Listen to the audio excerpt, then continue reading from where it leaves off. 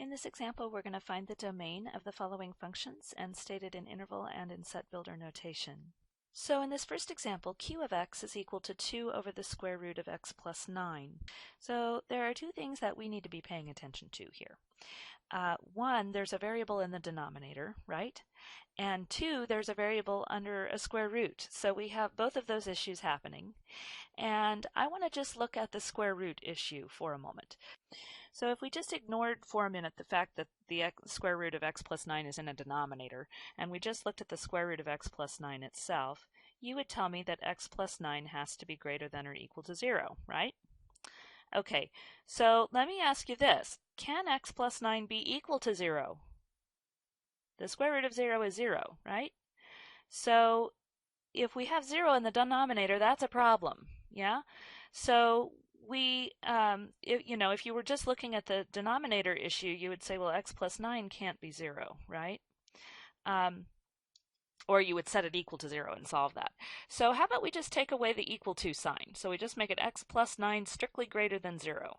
That would take care of it, right? Because as long as x plus 9 can't be 0, we satisfy both of the scenarios that we have, right? And by both scenarios, I mean that we have a square root that's also in a denominator. So we need to subtract 9 from both sides. So I have x plus 9 minus 9 greater than 0 minus 9. And that leaves x greater than negative 9. All right, in interval notation, x greater than 9 means that we have an interval from 9 to positive infinity, and I'm using open brackets at both ends, right? Because we're not including negative 9, nor can we include infinity. In set builder notation, we have the set of all x such that x is greater than negative 9.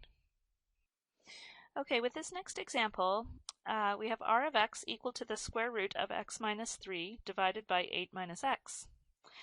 All right, so there are a couple of issues, right? We have a square root that's in the numerator, and we also have a variable in the denominator.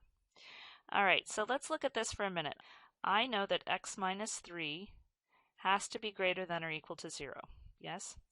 I also know that 8 minus x can't be 0, right? But I'm going to set it equal to 0 and solve that, find out what it is.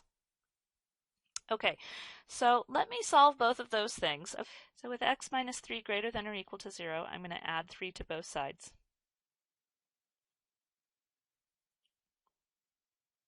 So I have x minus 3 plus 3 greater than or equal to 0 plus 3. So x is greater than or equal to 3. Okay, now over here, I have to subtract 8 from both sides. 8 minus x equal to 0 minus 8. Negative x is equal to negative 8. Divide both sides by negative 1. X is equal to 8. Okay, now remember that we're really saying x can't be 8.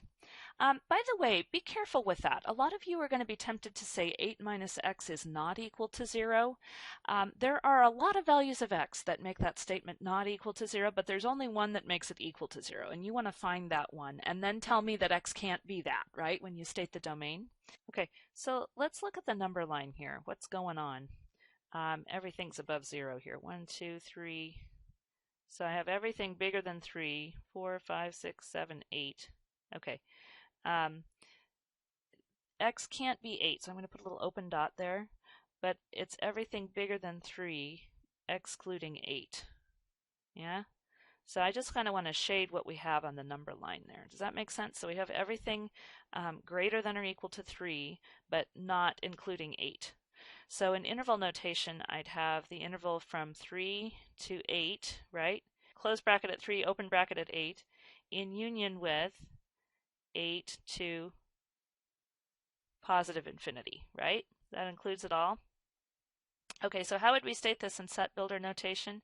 We'd have the set of all x such that 3 is less than or equal to x is less than 8, or x is greater than 8. Right? Does that make sense? So x has got to be between 3 or 8, or x is bigger than 8, right? And I'm using the or statement there because I want all of both of those intervals included in the domain.